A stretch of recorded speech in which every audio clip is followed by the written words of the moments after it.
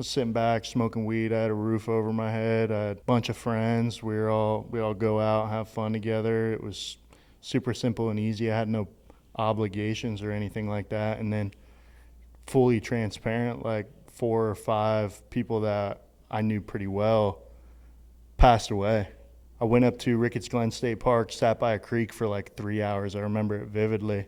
And I just prayed, and I was like, I need to do something different. I need to take advantage of every breath that I get to take with life. And I can't move on, baby doll. Waiting on calls, flipping through stations. I'm outclassed, it's outrageous. And I take it all, baby doll. Whatever's been weighing you down. What is going on, everybody? Welcome back to the KSYD podcast. Today with me, I have somebody who's been in business with me for 3 years now, which I value these relationships. We got Michael Malay on the podcast. Hell yeah. And Mike, before we dive into what I want to talk about, where the hell are you from? Dallas, Pennsylvania. Probably never heard of it, huh? You wear boots there? Me personally, no, never wore boots. I know some country guys, though. How do you live in a guys. place that's Dallas, Pennsylvania, and you don't wear boots and a cowboy hat? I don't know, man. That's a good question. I never it- got into all that. Okay, what was it like growing up in Dallas, Pennsylvania? Dallas was a super small town, a lot of closed-minded people, not a lot to do. I think I was pretty close to Scranton, Pennsylvania. It was like the number 1 binge drinking city in America, or number 2 or something like that. So that's kind of what it was like out of high school. And college that's what people did on the weekends. So after high school, you went to college. Yeah, Penn State. Was that like I always think about it because, shoot, I wasn't going to play college football. And I got a random email and I'm like, well, I ain't doing anything else. I might as well go play college football. Yeah. What was kind of the plan after high school? After high school, I had no plan at all. As a matter of fact, I didn't go right to college right out of high school. I was actually driving to different colleges and just partying at different colleges. Kind of fucking off, to be completely honest. For how long did you do that for? 2 years. 2 years, till you were 20 years old. 2 years till I was 20, and then finally I was like, I better do something because this ain't going to do anything for me long term. So then, and neither was college, but I applied for college, got accepted into Penn State. Ran that for 2 years. Actually had a really high GPA. I had like a 3.9 GPA. Wasn't partying as much, was kind of getting my life together, and then, boom, dropped out. So I feel we have the ongoing question. Yeah. I tell everybody you wrestled at Penn State. Is that true? Absolutely not, bro. No, I wrestled in like 9th grade. Yeah. So it sounds better. Yeah. Yeah. So you dropped out of college after 2 years. So you're 22 at the time. Yeah. When did you get into sales? 27. When you were 27? 27, moved down to Florida. So that's it. So what did you do from 22 to 27? Not a whole lot, man.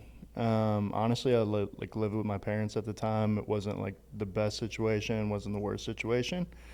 But at one point, I was washing dishes for my boy's pizza shop. Shout out Pete. And then I worked for my other boy, Buckman. We were building pallets in a warehouse. Super just low income, under the table jobs, just getting by, having fun. Got into some more partying at that time too for 3 years. So how do you go from that? Because I feel that's where most people get stuck. Yeah. Like 22 to 27, you do a little bit of that, working these jobs, these under the table jobs, working at a pizza shop. There's no real drive, motivation, discipline, consistency, excitement in doing all of that. Yeah. But that's where I realized a lot of people get stuck. What got you out of that to where you're like, dang, I'm going to go get in sales? Well, what kept me there was for a long time, because I didn't start getting out of that until I was 27, was just comfort. Like, I was sitting back, smoking weed. I had a roof over my head. I had a bunch of friends. We all go out, have fun together. It was super simple and easy. I had no obligations or anything like that. And then fully transparent, like 4 or 5 people that I knew pretty well passed away. And there was one specific one, Lane Dickey. We became so close when I was like 27 years old. We were getting into like Bitcoin, crypto, all that stuff. It was like right in 2020, 2021 before the big boom. But I feel like over time, watching all these people that I knew really well pass away at such a young age, I was being selfish. After Lane died, I went up to Ricketts Glen State Park, sat by a creek for like 3 hours. I remember it vividly.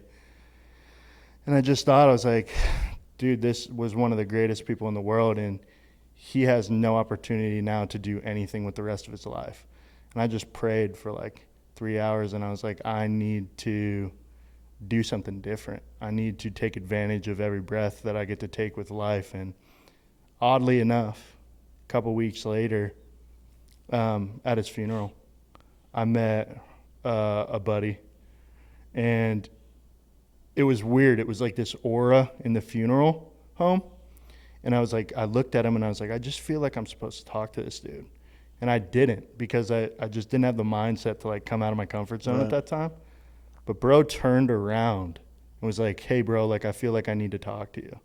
I was like, whoa, like this is crazy alignment. And then we started chopping it up. I was like, yeah, my family always said I should do sales. And he's like, I got an opportunity for you down in Florida. He's like, you should fly down. So I flew down 3 weeks later, and boom. That's insane. Flip of a hat. Yeah. Sometimes that's what it takes for you to realize. Yeah. Like I had, multiple people die at a young age growing up. And it kind of kept me on the path of, okay, I have to stay busy. I have to stay doing stuff that's going to lead me in the right direction. Because it's easy to get sucked into that when that's the environment. And I grew up with a lot of people that had addiction. I was around a lot of people that had addiction. And I realized, like, you can't fall to that. How do you not fall to that? You got to get out of that environment. So you get out of that environment. You move to Florida. How quick did you move to Florida?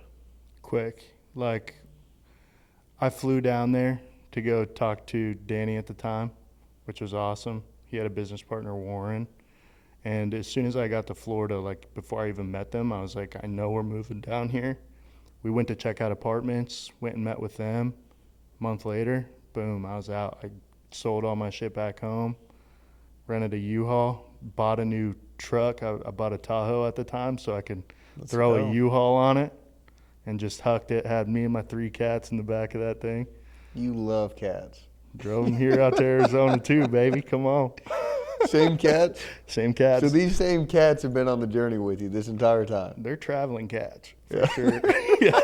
They've been around.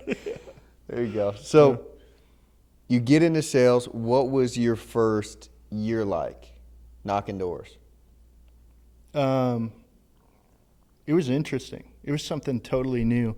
What's crazy is when I was like 12 or 13 years old, you remember Livestrong bracelets, like the little rubber ones? Yeah. My mom used to like mass order them and sell them on eBay because they're exclusive. So she was making like a ton of money.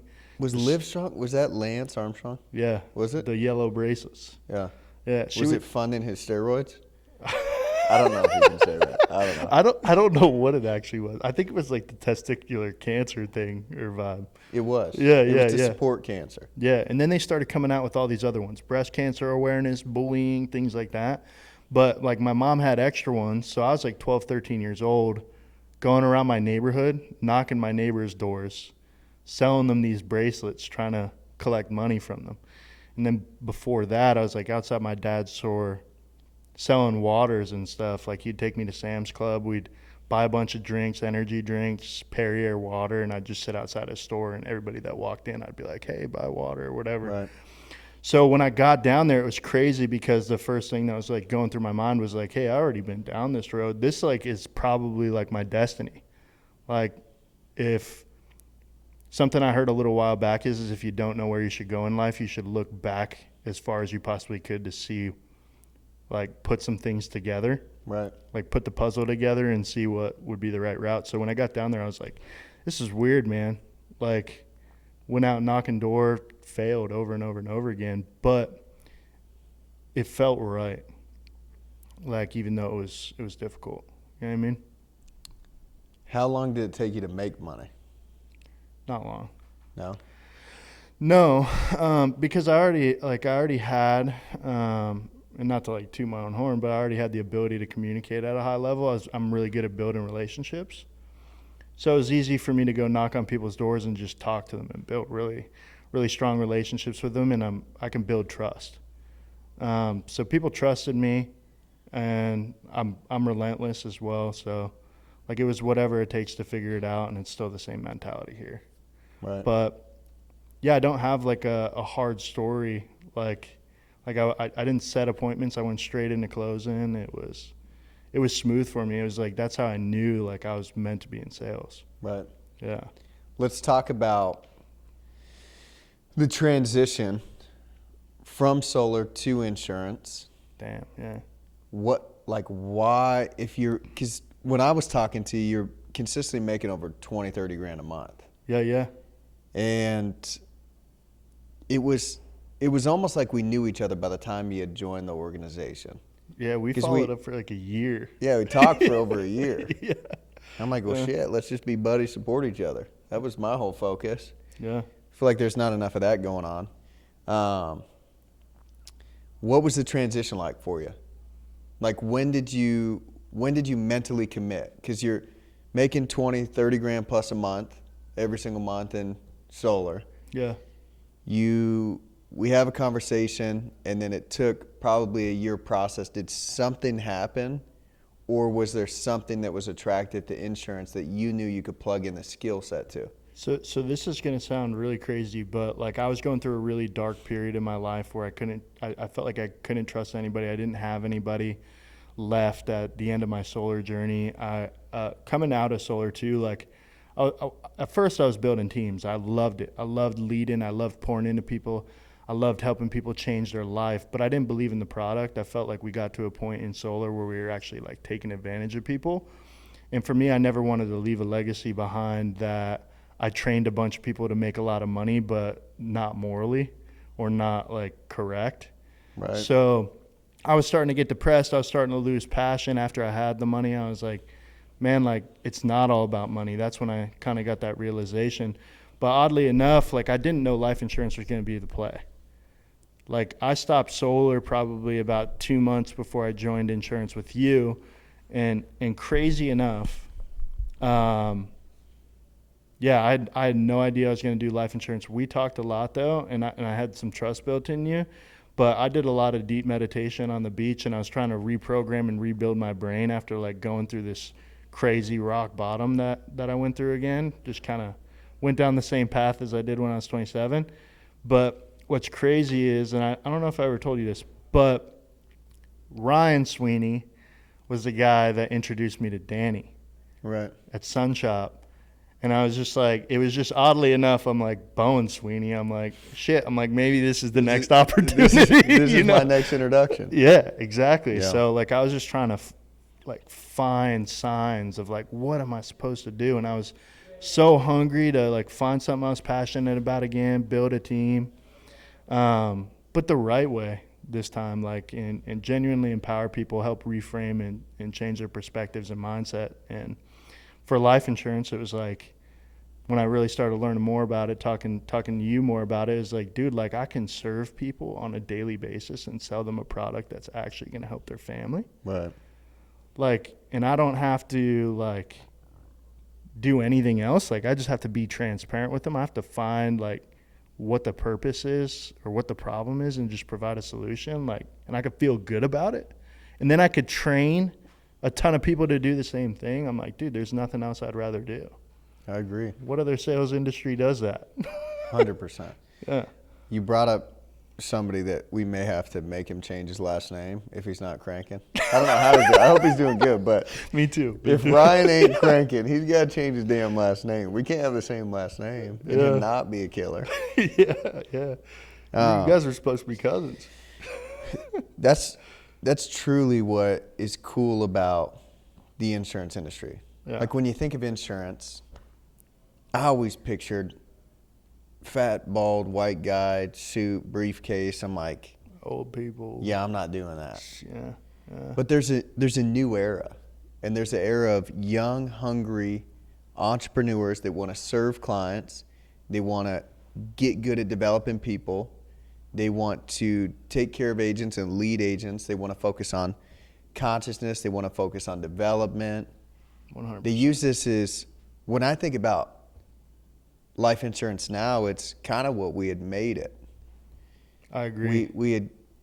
We'd kind of changed the way that it is with the personal development involved. There was one guy that I looked up to my first year in insurance, 2 companies ago, because he was a guy that would smoke everybody in results, had the most humility, most humble guy you ever met. He would pour into anybody that worked hard, that had 100% effort, and had a positive mindset.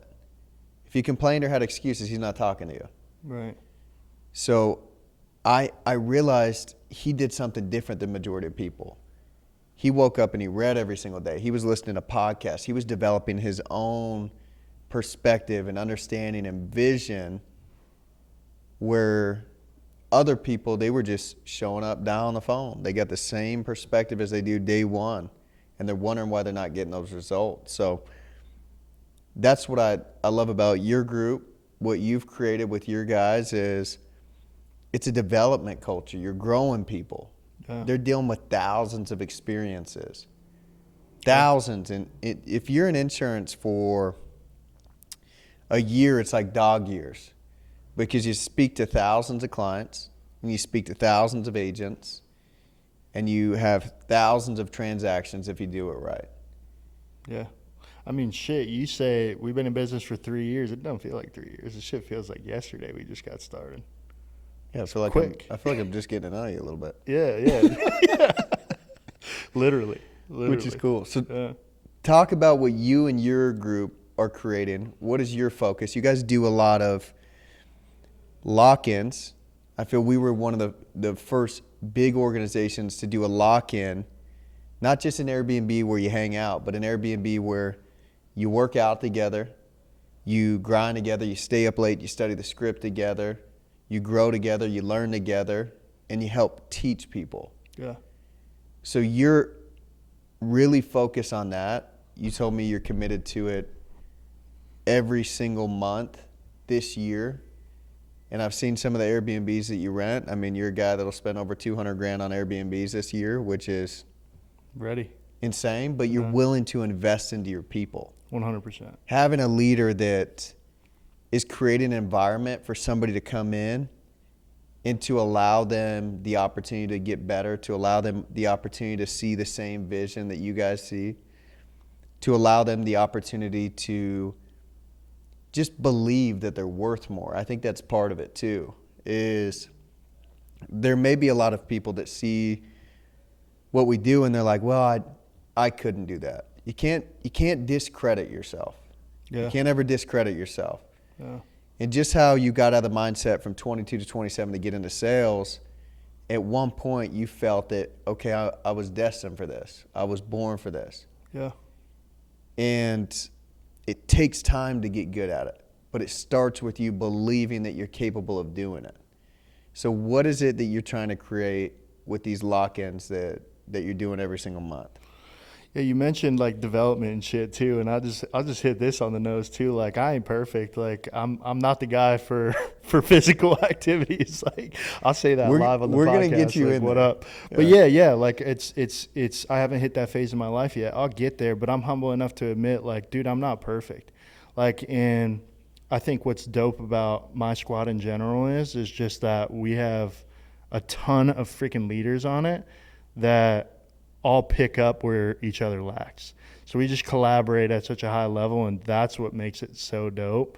But yeah, as far as like the culture goes and the whole purpose of all these lock-ins is it's building these relationships.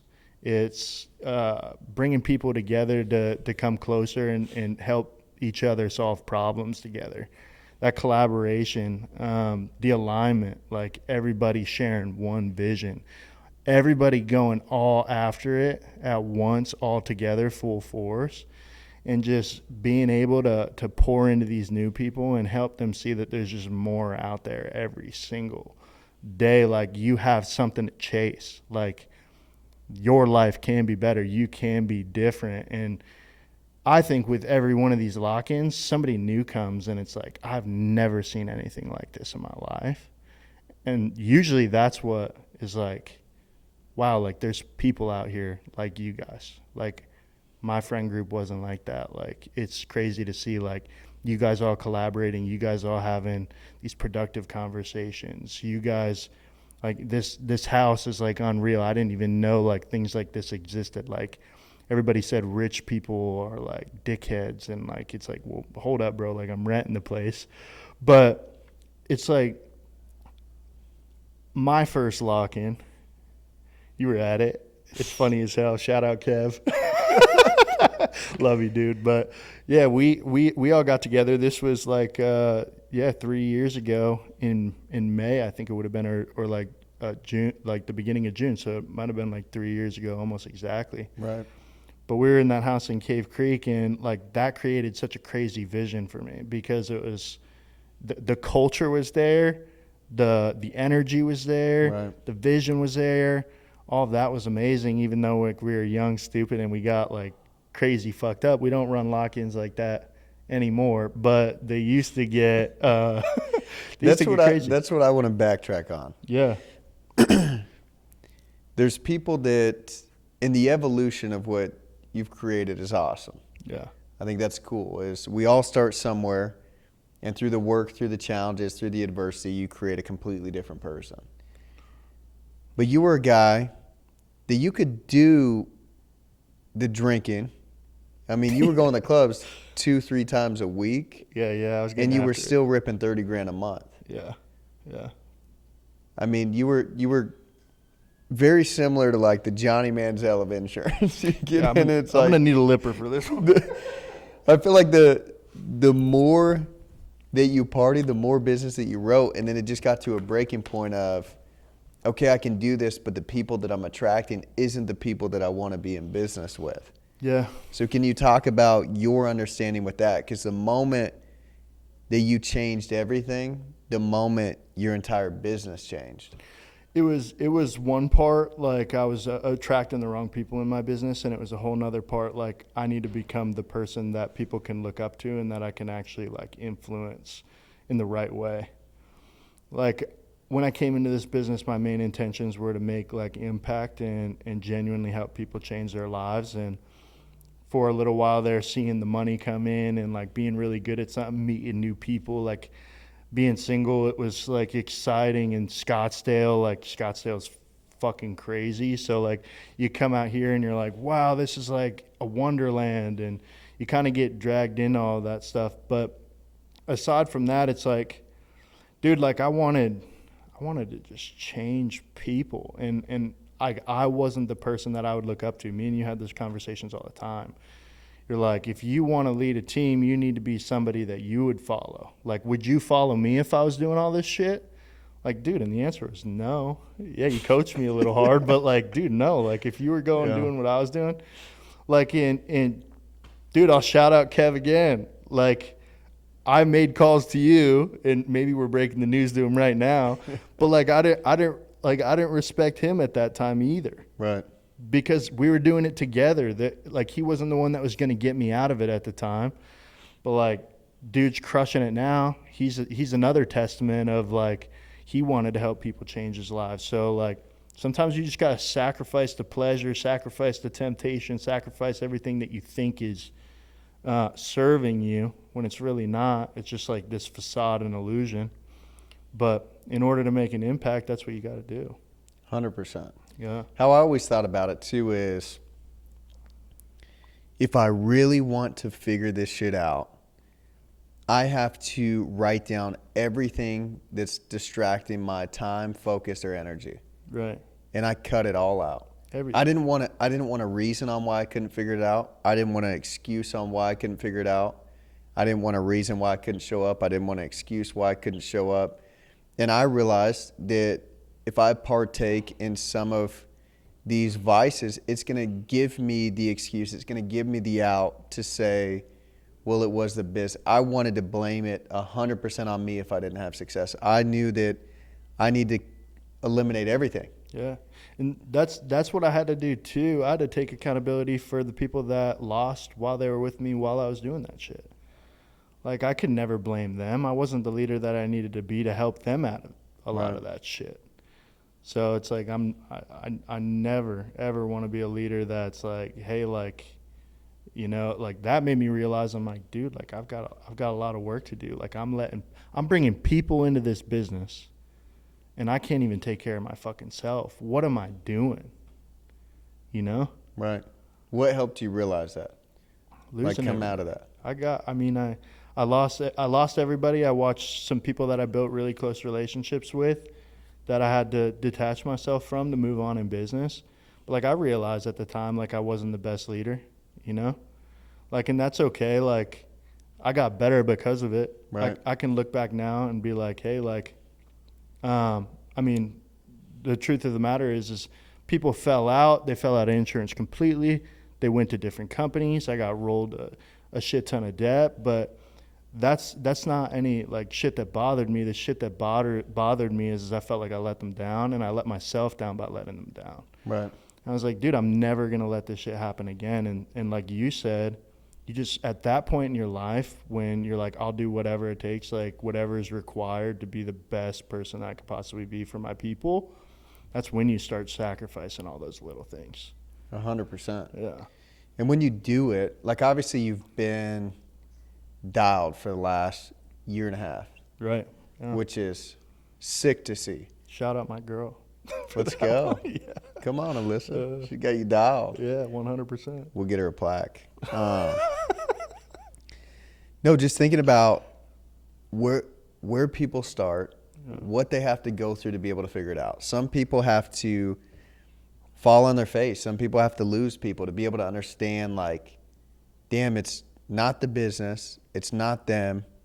It's me. I wanted to create an environment to where if people came in and they didn't figure it out, they had to look in the mirror. That was the only route.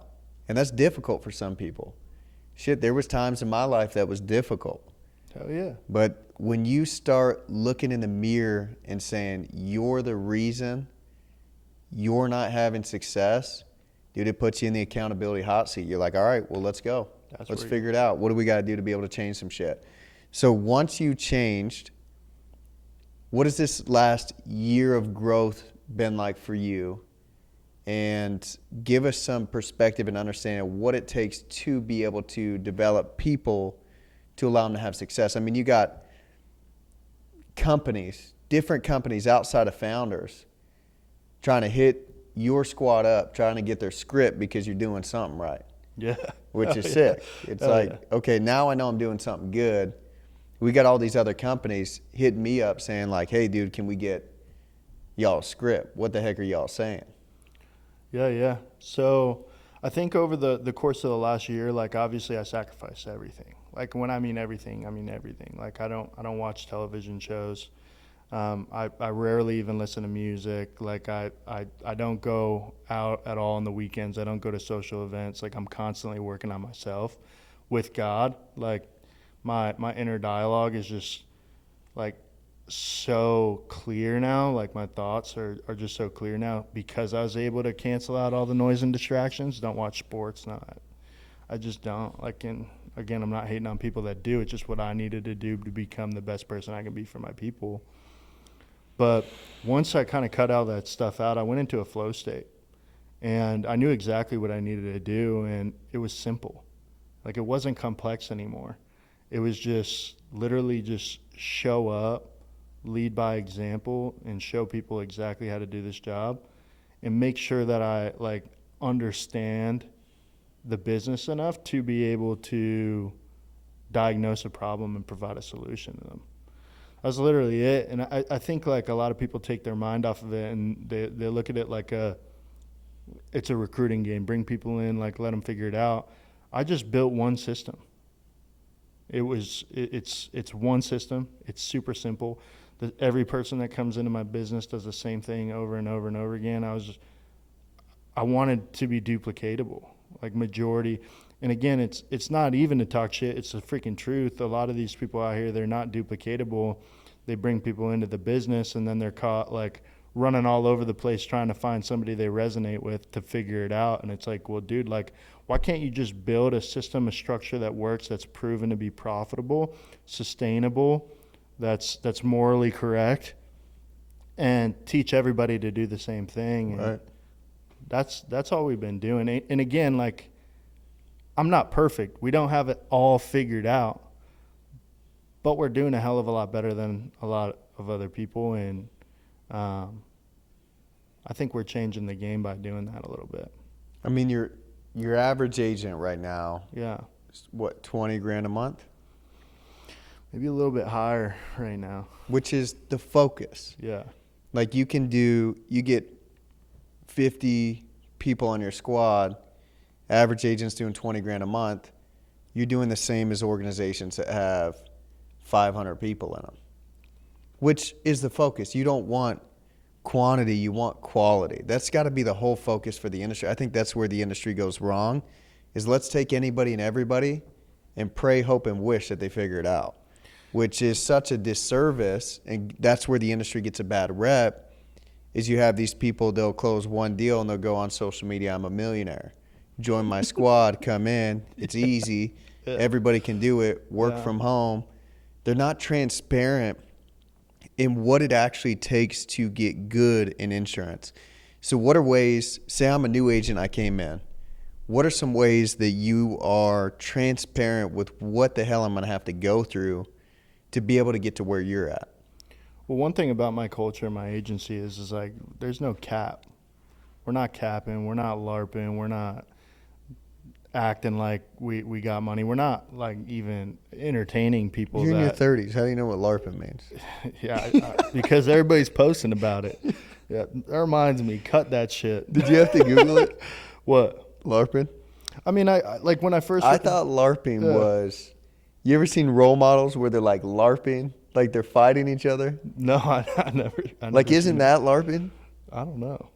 But it's also like I don't. inflection other people's shit.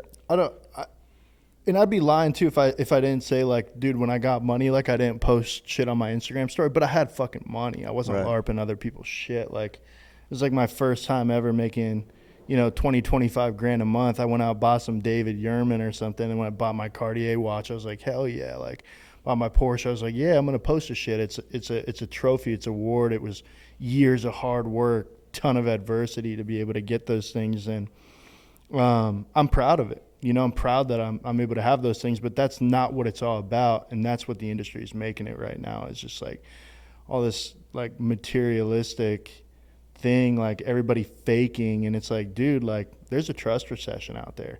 Like the industry, the bubble's going to burst. All these frauds that are posting all this crap on other stuff, all these submit numbers, not being real. Like, dude, you're going to get exposed. And not only that, man, you're going to get your shit terminated. You're not going to be in life insurance anymore because you don't know what the hell you're doing. Right. And I just feel bad for the people that have to deal with that kind of thing. So back to my initial question. How do you set the foundation? I'm a new agent that came in. Yeah. I want to get to 30 grand a month. Yeah. How are you transparent with what it actually takes Yeah. to get to 30 grand a month? Before anybody comes in to whatever it takes, doesn't matter what agency they're coming into inside of whatever it takes, we're 100% cutthroat and clear on these recruiting calls. Like, we're going to tell you, hey, you're going to have to invest in yourself, sometimes daily, sometimes weekly, and every single part of this business is going to expose every insecurity or thing that you have wrong with you, and you're going to need to work on literally everything all the time. There's never a day where you get a rest of that. So all of us being on that same page, like before people even come in on recruiting calls, we're already vetting people out. It's like, and it's not because we don't think that they have what it takes. It's that they're deciding that they don't. Right. So we're not being judgmental, like, oh no, we can't have people in here, like, oh, we wouldn't work with you. It's more so like us talking them out of it before they even come in, because I don't want to waste anybody's time, man. It's more so about them. Like, Right. you can come in and give it a shot. Anybody out there, like, dude, if you think you got what it takes, come work with us. We'll give you 110% if you're giving us 110%. But I think that structure, like prefacing it before we even decide to onboard. And then when they are onboarding, we go through it again. Hey, these are our onboarding and expectations. We go through a checklist. We have daily activity trackers that agents have to tap into. They have to acknowledge exactly what they need to do on a day-to-day basis in order to succeed. We've got personal declaration statements. We got people filling out personal declaration statements of new identities they want to create for themselves and That's build awesome. on throughout their career in insurance. Weekly goal sheets, monthly goal sheets. We want to figure out how to coach people, what we need to help them accomplish. Like, hey, if you want to come in, you want to write 20 grand a month, that's the bare minimum, that's the standard. You'll be able to make money and support yourself. That's cool. That's what we're going to coach you to do. But if you're telling me you want to make 100 grand a month, well, dude, I'm going to be on your ass and I'm going to coach you hard as hell.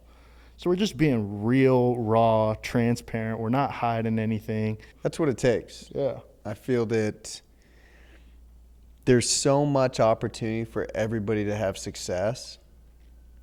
But when you create an environment where people don't like each other because they're competing against each other, and they feel that they're taking over their market share, that's not the case. There's so much room in insurance. It's honestly incredible, the amount of room in insurance and the amount of growth that I've watched you have, the relationships that you built, the network that you've created. What if I'm a new agent, I've been dialing with you for a while, and I'm like, Mike, these leads suck. How do you coach that? I'm genuinely curious. I mean, what's cool is I really don't have to coach it because there's so many people dialing the same leads in my organization that have a ton of success. So But say I cornered you in your office and I lock it and I'm like, Mike, these leads suck. yeah, I mean, I'm not even probably going to talk to you. Like, I'm just going to be like, dude, you can sit in here and talk as much as you But want. how do you help me understand it? I mean, it's a good question, but it's also like there's just clear-cut truth and proof out there that they don't. Like that majority of the time it's a mindset issue, a belief issue, a faith issue, faith in yourself, or a volume issue. Like, there's just a multitude of different factors that we can look at, and usually when we actually look at the data, it's just one of those things. Or when somebody comes in with that mindset, I mean, you could already just tell, like, by that mindset that that's why they're not winning. They're already predicting their own future. So that's what I'd tell them. I would just probably look at them and say, hey, like, this is the best quote I ever heard in my life. Whether you believe you're going to win or whether you believe you're going to lose, whatever you believe is what's going to come true. So I just had an unwavering belief, and that's why it always worked out for me. But 100%. that's where I would take it. I always thought, too, maybe I was delusional, Yeah. but it helped. I always thought that it didn't matter what the lead was, didn't matter how old it was. I knew that there was a skill set that could be plugged into that lead that will close a deal. Right. So I was always I wasn't chasing the lead, I was chasing the skill set. Exactly. I'm like, dude, I'm bound to find something that I can say to be able to connect and build a relationship with this client. Doesn't matter how many calls I have to make, doesn't matter how many hours I have to be on the phone. I'm going to create a skill set to be able to connect with a 10-year-old age lead, with a fresh lead, 100%. with an instant lead. It didn't matter to me. That's how I was focused. Goes Or that's back where to my that that's where my accountability. focus was. Yeah, 100% accountability. Yeah. What was it like for you? Because my sole focus is to help people understand that you can have a lot of success in insurance, but I'm not that far from them. I'm not that far from the newest agent coming in. Yeah. And hell, in 5 years, we've done over 200 million in sales. I'm a regular freaking guy. You're a regular guy. Yeah. But it's understanding the little stuff that you have to navigate in the beginning. Once you get out of the water and you get on the land, you're like, okay, cool. It was really hard swimming ashore. Now that I'm on shore, what's next? What do I got to do? And then you start to develop these habits and these disciplines that allow you to build on your skill set daily and your mindset daily to set you up for success, which is sweet. But it takes time to get good in business. I feel a lot of people, they want to be an entrepreneur, they want to build a business, they want to build an organization, and they commit to it for 3 months, 6 months, for a year, hell, even 2 years. For me, when I said I committed to being an entrepreneur, that's an infinite game for me. There is no ending on that. It's not like, hey, it's been too much, it got too tough, the adversity's too much, I'm done. I'm committing to this until I solve this shit, and this business is very solvable. Yeah. So what is your understanding of how solvable is this business for people? What are things that hold them back from being able to solve the business? Well, I kind of want to touch on the whole mindset thing too, because you said it yourself, like we're regular dudes, but like there are a lot of people out there that were better than me when I got into this business and in a much better position.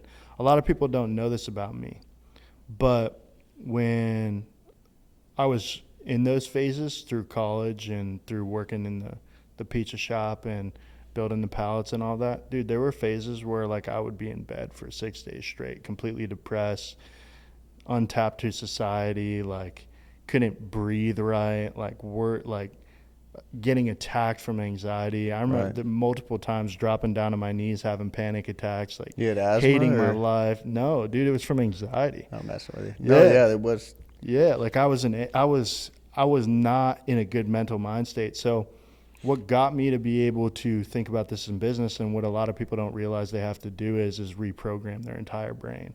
And that's what I did when I was meditating on those beaches in Florida before I started in insurance. I was having really positive conversations with myself.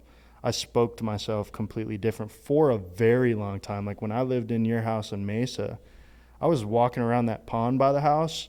I would take 15 laps a day and I would just speak out loud to myself positively, just to get myself to believe that I was actually better, that I wasn't who I used to be, that I'm grateful, I'm understanding, I'm loving, I'm caring, I'm consistent, I'm disciplined, I'm motivated. Like they're still programmed into my brain, all the affirmations I told myself.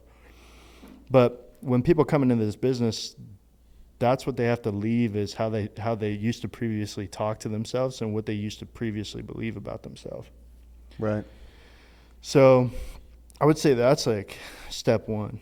Like, dude, you got to be conscious enough to understand what you're speaking in your life. 100%. What you're believing in your life. You know? Does that answer the question? Or yeah. I mean, that's the game of life. Yeah. If you feel it's unsolvable, it will be unsolvable. But how you train it, and we had talked about it when me and Holgate were on, we were talking about the subconscious. Yeah. Majority of the time, your thoughts are not your thoughts. They're from growing up, hearing things and saying stuff over and over and over again. Then it became a habit. Well, it became law. Yeah. Like your word is law. So it became law. You're like, I've heard all this stuff. Like I used to say stuff that I heard when I was young, and I'm like, that don't even make any damn sense. That's not even my thought. I just adopted this random ass thought. Yeah. But that's the reality of it. So being able to, and I remember some of those conversations, but being able to retrain your mind and retrain your thoughts. Because I always thought of it as like, what version of myself am I plugging into the business? There's a version of yourself that you can plug in that is negative, that doesn't believe that you can do it, that thinks every lead that you call is a bad lead, that thinks everybody's going to say no, that thinks you're going to get all these objections. And then there's a version of yourself that understands that you have to dial the phone to be able to get to your goals. And I'm super optimistic. It's a volume and it's an activity game. Exactly. And being able to simplify it has always helped me. I'm super simple. That's what's duplicatable about it. How do you build a big business? I am so simple. Yeah. I'm so simple. Yeah. Like people want to come talk to me about AI dialers and CRM and tech, and they'll be plugged in there messing with it for 3 days, and I'll get on the phone. Your damn phone. And I'll get on the phone and I'll hand dial. And it's like, I like the fact that I can keep it simple, because simple is duplicatable, duplicatable is scalable. You want to scale a business, you have to simplify your process that allows you to produce to make money. Yeah. To turn around and teach the process, you have to be conscious of what you're doing when you're simplifying the process. Well, we're giving out free game, but that's what the problem is with a lot of these agencies out there, even at different companies, is they want to make things super complex. They make it their exact process word for word, and it's like this 5-page script on psychology and all these different things, and it's just like, dude, like, how do you expect somebody that knows absolutely nothing to come in and be able to understand all this shit at once? Well, it's like you're getting NEPQ'd out and you're preparing yourself to talk to like an FBI negotiator. Yeah. These people do not want you to talk to them like that. If I called any of my clients and it's like, hey, would you rather me shoot the shit with you and talk to you about Texas and ask you if you're a Longhorns fan, or would you rather me freaking nerd out on all these questions and overcomplicate the process? They're Just like, be a dude. yeah, you're like, just be yourself. I think that's the biggest thing. If you're listening to this, simplify it, be yourself. They're regular people. You have to understand who you're talking to. Yeah. It's huge. You're not trying to impress your client with the questions that you ask. I feel a lot of people, when they present, they want the oohs and the ahs, which, what the hell are you doing? You're not a circus actor. You're there to be able to help the client figure out what their life looks like without it and what their life looks like with it. And you have access to products to be the solution for what they're trying to accomplish. Super simple. Simple, Mike. Got to keep it simple. It's super freaking simple. Well, let's end on this. Where do you want to finish off the year? I know your goal has always included your people, which as a leader, nobody gives a shit about your goals. They care about your people's goals. So I could give a shit less about my goals, because my goals they're not personal. It's not for me.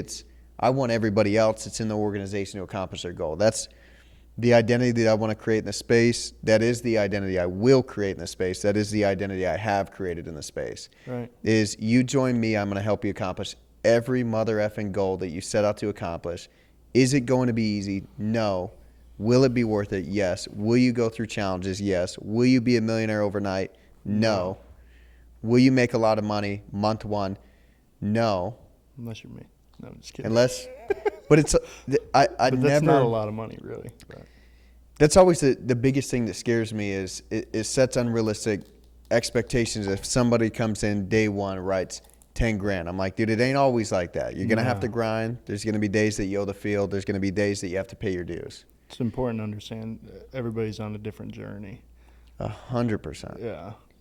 But would you commit 3, 4, 5 years, 6, 7 days a week, grinding, working on yourself, recreating yourself, if you knew at the end of the 3, 4, 5, 6 years there was $1 million in a briefcase? Majority of people would say yes, and then they get on the journey and they're like, well, what the hell? They argue with themselves too much until the point where they argue with the journey. See it You can't argue with the journey. The journey's the journey. Yeah, I understand that. That's if shit shows up, it's like people will pray for strength, and all of a sudden they get hit with all this adversity. They're like, no, I want to be strong. I don't want all this adversity. Yeah. It's like they get a full plate. Stephen loves to say life is a full buffet, and then you have people that won't even get in the line to put food on their plate. Damn. And that's the reality of it. There's so much opportunity, hell, in America for people to make money. But I realize majority of people that don't, they get in their own way. They create reasons, excuses why they can't do it. Right. So where do you want to end the year? What's your focus? Where's your time and energy spent? Yeah. I think a lot of people, they set these massive goals, and they stretch them so far out. What I want to do is take it day by day, be 100% present with my team. I posted a parable in the group chat, in the leaders chat the other day with everybody in there from founders, and My focus is on developing and duplicating people that can create the same light in another person that I created in them. And that's what I just want to focus on every single day is just being a person that could create more people with a light to shine on other people. And if we keep doing that, like, it doesn't end at the end of this year. It lasts for a lifetime. 100%. So that's what I'm shooting for every fucking moment. That's a legacy. Yeah. Right there. Yeah. Which that's what it's got to be about. It's not about the money. It's about the people. It's about the clients. It's about the agents. It's about the impact. It's about everybody that runs into you. The way that you can alter their direction solely based on the power in your voice and your words, which is sick. Yeah. But that comes through experience. That comes through pain. That comes through struggle. That comes through overcoming adversity, which I've always understood. Yeah. I'm calling people that have been through a lot of shit if I'm looking for advice. Yeah. I'm not calling random ass people that ain't been through anything. Yeah. And that's what creates a leader. So if you want to become a leader, understand you're going to have to go through stuff that maybe you don't want to go through. Maybe you're like, hey man, I signed up for this, but I didn't sign up for all this shit I got to go through. When you go through it, you have to understand, what is this teaching me? Anytime I went through anything, I said, what is this teaching me? I never told, I don't think any leader, anybody that's in business with me or anybody. But before we separated from our last company, I prayed for some of the most difficult challenges, which you guys are going to be like, why the hell did you pray for this? No, but I prayed that. for some of the most difficult challenges in the utmost adversity that I could go through when leaving to prepare me to lead founders to where we're going. That's a selfless man right there. So when it happened, I mean, it had got to the point I was making millions of dollars a year. It wasn't the money. It was, I wanted to develop more character. I give a shit less about the money. You take it all away, I get it back in 6 months. I give a shit less about it. But it was, I knew I needed to develop characteristics to allow me to lead other people to every single goal they set out to accomplish. So I was praying, when I had already had quite a bit of success, I was praying for more difficult times, more challenges. So when it showed up and it happened, I was like, well, I didn't expect it happening like this. But here we are. So when it did happen, I'm sitting there thinking, damn, this was what I prayed for 4 months ago, 5 months ago. Yeah. Was going through something extremely difficult. I'm here now. You could probably attest. I think us going through that and all of those adversities were literally the best freaking times of our lives. Yeah. Like, because it created a totally different. Created a bond, created character. Yeah. It's also, who's in the industry that went through a external separation and an internal separation? Yeah. I don't know many people that can go from making 50 grand a month to $0 and still have bills and still figure it out to thug it out to get us to where we are today. No. Which is, I feel that infuriates a lot of people because they're like, well, why the hell? They're going to fail. Everybody leaves, it fails. I think it's hilarious. Yeah. Because it's, if I was going to fail, I was going to fail in the very beginning when I started insurance, not now. Yeah. Which is awesome. Because I started with $300. Yeah. I could start again with $300. I'd still figure it out. Now I got a skill set. That's something that nobody could ever take away from you. Once you develop a skill set and the discipline, the consistency, and the habits and the routine that got you to success, square one, and you keep working. I was a guy that always kept working. Yeah. I never kicked my feet up. I kept working. I stayed sharp. So that when challenges hit, I'm not like, oh. I'm like, come on. Here we go. Let's go. What yeah, you it's said. time. But, dude, watching your evolution, watching what you're creating, watching the leaders that you're creating in the business, I mean, there's nobody, there's not many people that are developing their people the way that you are. Building the connection. You're creating a family in your organization. You challenge each other. There's no room or no allow space, I like to say, None. for negativity, for doubt, for uncertainty. It's just such a clear path and a clear direction. That's all people are looking for. Yeah. What's a clear path? What's a clear direction? What do I have to eliminate? What do I have to get rid of? What do I have to sacrifice to go to where you're going? And that's what you guys are creating. So appreciate you jumping on the pod. Yeah. Ton of value. I'm grateful to be in business with you. Grateful for you too, brother. If you guys want to have a transparent call on what the insurance industry looks like, you got to call Mike. Can I give them one more little piece of sauce? Yeah, let's do it. If anybody out there is listening and they're struggling to find their why, I want you to look at the end of your life, and I want you to envision you sitting in your deathbed. It's a little grim, but I want you to envision sitting in your deathbed and acknowledge that no money, no materialistic objects, no amount of debt, no home, nothing is going to matter. What's going to matter is that you can look back on your entire life and say that you impacted one person. And if it's one person, that's great. And if it's a ton of people and it continues to compound after you're gone, that should be the goal. So if you're missing your why, think about that and dive in deep. Let's go. That's deep, brother. I appreciate you. We'll catch you guys on the next podcast. Love you. Come Call on, me baby. back. Let's go.